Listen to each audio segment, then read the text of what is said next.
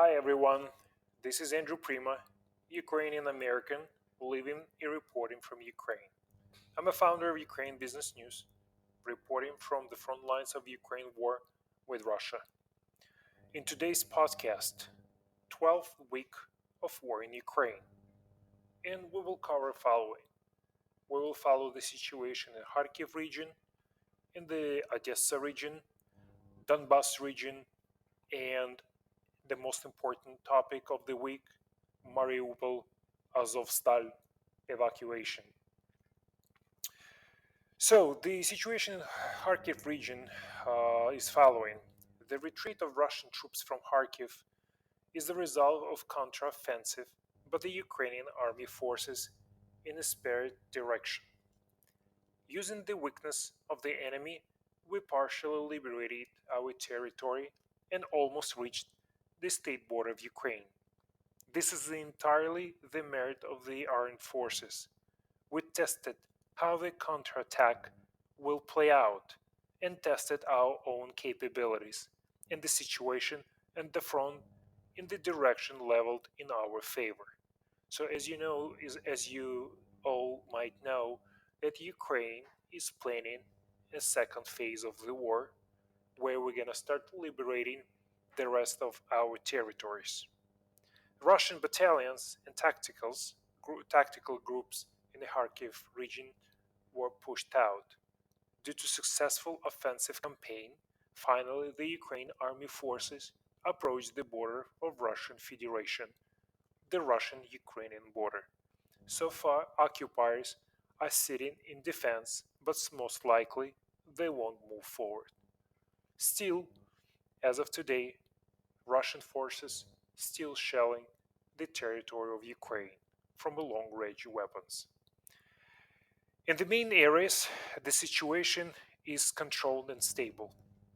The areas of cities Kryvyi Rih, Zaporizhia, South Bug, with the exception of Donetsk and Lugansk regions. Russians continue its offensive, trying to fulfill Putin's political task to reach the administrative border of Donetsk and Luhansk regions. Today, even in the Donetsk region, our positions are less attacked than in the Luhansk region. The remaining 10% of the Donbas area is under control of Ukrainian army forces. So they are trying to finally push our troops to reach its border. As you might remember, Putin has changed the war plans completely. He decided to narrow the front line and take the Donbas region completely in order to sell this victory to the Russian citizens. But he has to prove why we do that and what have been accomplished in a 3 or 4 maybe months of war. So now let's see what happens on the north part of Ukraine-Belarusian border. Belarusian President Lukashenko still denying its participation in the war. However, most of political leaders of the world still accusing Lukashenko for participation in the war against Ukraine, for providing territories for Russian troops. He still must be responsible for all the war crimes in which he fully assisted Russia. Currently, Belarus increased military exercises near Ukrainian borders.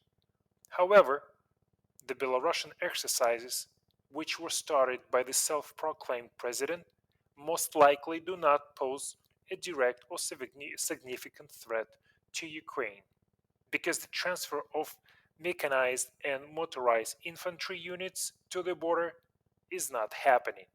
That is, Belarus does not form and concentrate the strike group on the border with Ukraine.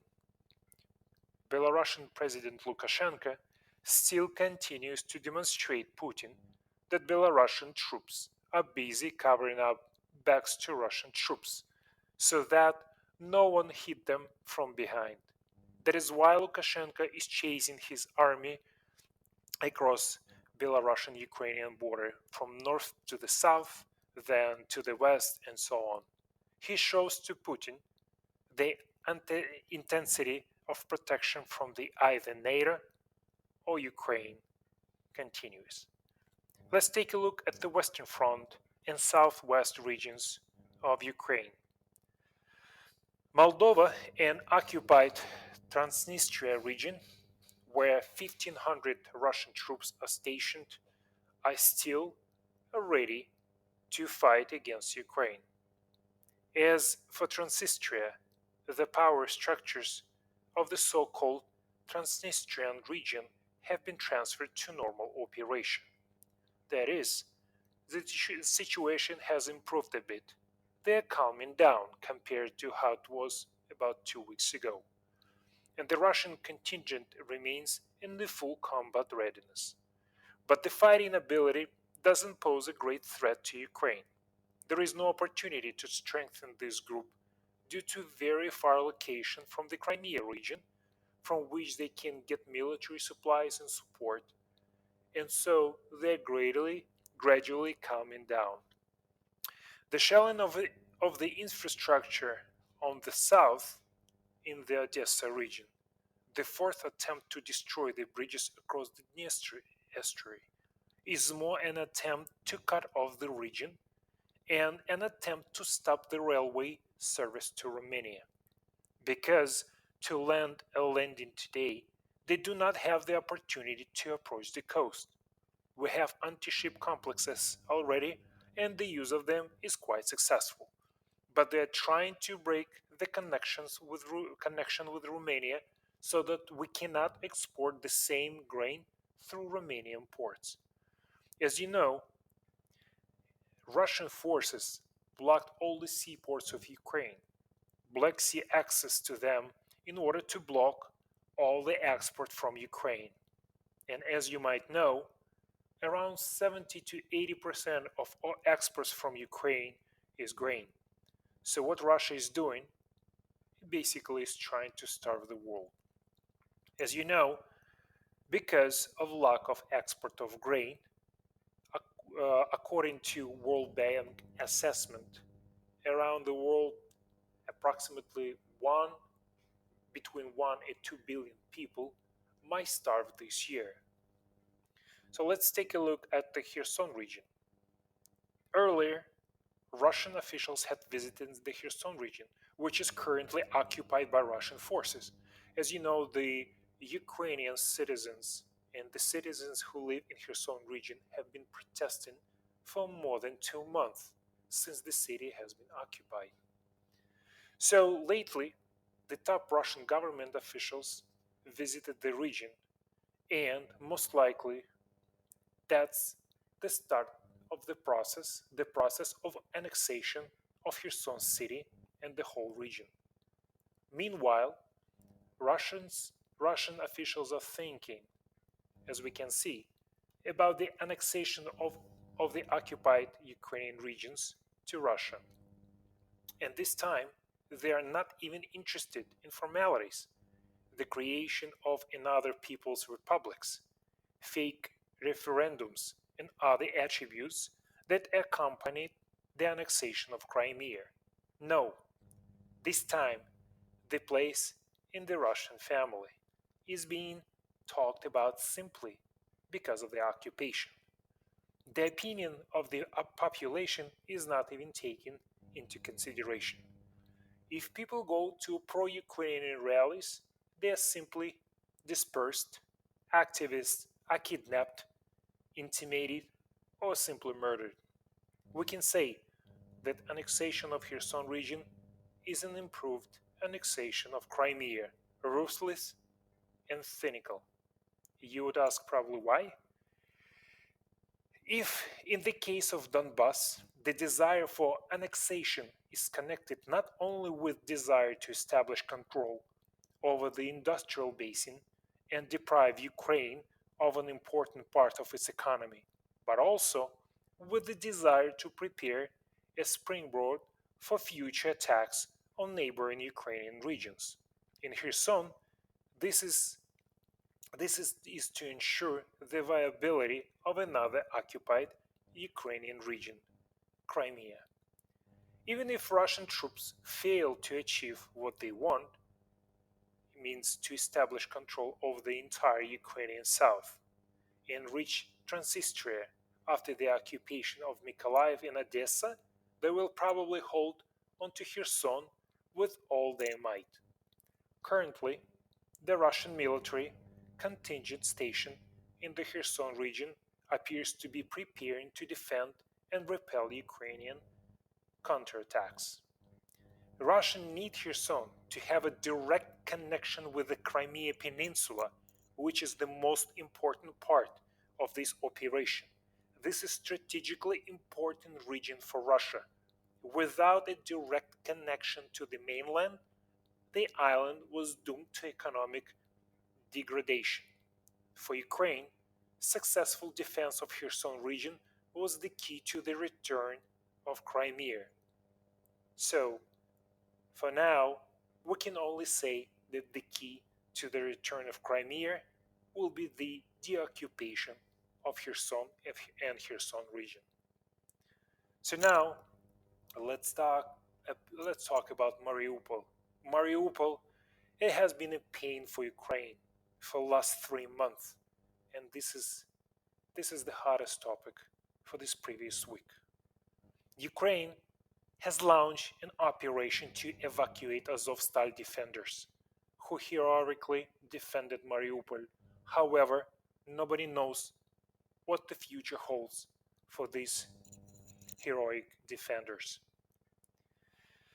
Late in the evening of May 16th, which was Monday, 264 defenders of Mariupol, including 50 severely wounded soldiers, were taken out of the Azovstal to the territory of Donetsk region, occupied by the Russian military.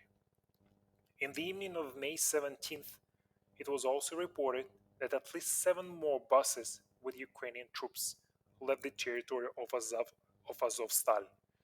The exact number and place of export of the people have not been announced by the Ukrainian side. Ukraine hopes to return all the military personnel taken from Mariupol in the process of the exchange. As it became clear from the reports of the Ministry of Defense of Ukraine and the General Staff of the Armed Forces, the higher military command ordered the commanders of the unit stationed at Azovstal to save the lives of personnel, to save the life of the soldiers. It was it was the order against the backdrop of Kiev's negotiations process to save the defenders of Mariupol that became the starting point for the evacuation, not the decision of Ukrainian fighters to surrender, as Russian propaganda reported. Holding positions on the Azovstal, the purpose was is not to allow the enemy to transfer the group of 17 battalion tactical groups, which is about 20,000 personnel, to other areas of the front lines.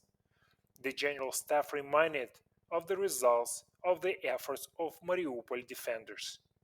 Their actions prevented the enemy from implementing the plans to quickly capture Zaporizhia region, reach the administrative borders of Donetsk and Zaporizhia regions, and create conditions for the environment of the environmental group. By holding the main forces of the enemy around Mariupol, the Azovstal defenders gave us the opportunity to prepare and create defensive lines and give a decent rebuff to the aggressor. We have received the critical time to form reserves, regroup forces, receive assistance from partners. According to the defenders themselves, in almost 3 months of defense in Mariupol, they destroyed around 6,000 occupiers, 78 tanks, and more than 100 armored vehicles, and one general. In recent weeks, the Mariupol garrison has repeatedly called on the world to facilitate the evacuation of Ukrainian soldiers from Azovstal, especially especially the seriously wounded ones. Due to the blockage of the plant, constant shelling, bombing, and attempts to storm Azovstal, the defenders ran out of opportunities to provide basic medical care even to lightly wounded soldiers. They didn't have antibiotics, painkillers, or even drinking water. Defenders had no choice but to follow the order and get evacuated from Azovstal to save lives. To save lives. So, how the evacuation they took place and where the Azovstal defenders were taken, you would ask. According to the Ministry of Defense of Ukraine, on May 16th, 264 Ukrainian soldiers were taken out of Azovstal.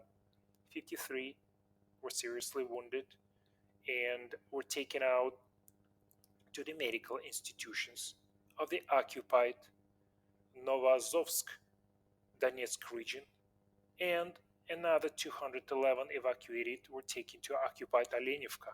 And both of these regions are part of regions which are captured by Russian military. On Monday, May 16th, it was seen about a dozen buses apparently carrying Ukrainian Mariupol defenders. It was not possible to establish how many people were on the buses. According to approximate estimates, there were about 600 fighters on the territory of large Soviet era plant, including dozens of wounded. President Volodymyr Zelensky said that the operation to safely exit the defenders of Mariupol is being carried out with the participation of Western partners. On Tuesday, May 17th, all civilians have been evacuated, those who were blocked at the plant. Civilians were taken out. The doctors have been taken out. The seriously wounded soldiers were also taken out. And all of the rest of the wounded, even civilians or military men, were taken out. Our military received a signal that they have every right to go out and save their own lives. Zelensky claimed that he persistently asked in conversation with every leader of the partner countries for the provision of weapons to unblock Mariupol by military means. According to the Ukrainian president, part of the armed forces of Ukraine were ready in the event of the provision of heavy weapons from the partner countries to go to the military deblockade of Mariupol despite all risks. Previously, Zelensky said that when the Russians blocked the defenders of Mariupol at the Azovstal plant, the Ukrainian command sent helicopters with provisions, ammunition, and medicines. However, 90% of the helicopter pilots died while performing these tasks. On the afternoon of May 20th, the commander of the Azovstal National Guard Regiment released a video message in which he assured that they were informed about the progress of the evacuation operation. Now, the commanders are at Azovstal and are engaged in the process of evacuating the bodies of fallen heroes so their loved ones can bury them with honors. In the evening of May 16th, it was reported that about 10 to 12 buses left Azovstal, and later some of them arrived and temporarily occupied regions by Russian troops. The photos show that severely wounded Ukrainian servicemen were transported on the stretchers inside the buses. On May 17th, President Zelensky expressed hopes that the evacuation would save the lives of defenders of Mariupol, including the seriously wounded. He also explained the operations being carried out thanks to the efforts of the armed forces, intelligence, negotiating team, the International Committee of Red Cross, and the United Nations. According to the President of Ukraine, the wounded soldiers are being treated and the decision to evacuate them from Azovstal was a matter of principle. I want to emphasize that Ukraine needs Ukrainian heroes alive. This is our principle, and I think every adequate person will understand these words. The operation to save the defenders of Mariupol has begun. The work continues to bring the boys home. It needs delicacy and time, the head of the state said. According to the Ukrainian government officials, military unblocking, unfortunately, impossible in this situation, and there can be no other formula of salvation than the one currently in use in this case. This was the only way out, the deputy defense minister said at the briefing on Tuesday, May 17th. The operation will be carried out until the return of the Ukrainian military to the territory controlled by Ukraine, but its details the defense of ministry could not tell. However, according to Russian army forces and Russian propaganda channels, during the operation, about 2,439 Azov-style fighters and other Ukrainian defenders laid down their arms and surrendered. The Ministry of Defense of Russian Federation reported that on May 20th, the last group of 531 servicemen was surrendered. The Mariupol defenders put their lives on the line to defend our territory. Currently, about 2,500 soldiers got out of the Azovstal. Finally, an agreement has been achieved. However, all the Ukrainian defenders, including wounded soldiers, will move to the Russian occupied territories to get medical treatment. The Russian side has promised to exchange them for captured Russian soldiers. The entire evacuation agreement has been kept secret. However, nobody expected the evacuation to be in occupied territory, where our soldiers are being kept at gunpoint. A statement by the Azov defenders, which defended the Mariupol and Azovstal, was very worrying to me. They stated, "We defended our territory with our lives, and we did everything we could. Nobody knows if the Azov-style defenders were in favor of the idea of evacuation to the Russian-controlled region. The only thing I personally know for sure is that the occupiers have been breaking their promises and they cannot be trusted. We also know that Russian troops have killed hundreds or even thousands of unarmed Ukrainian civilians. So now, how do you think Russians will treat wounded Ukraine Azov-style defenders who were seriously destroying Russian forces during the last 3 months? It seems like it's a very risky agreement. Hopefully, hopefully, the Ukrainian government will be able to exchange our heroes and they'll be able to come back home safely. Glory to Ukraine. Glory to Ukrainian defenders for protecting our land. Thank you for listening. I hope you enjoyed my podcast.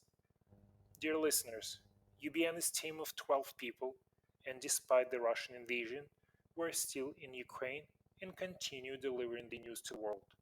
The UBN team would like and kindly and humbly to ask you to donate to our operation in order to allow us to continue our existence and deliver the news. You can go to our website www.ubn.news and click the banner to support UBN. Thank you.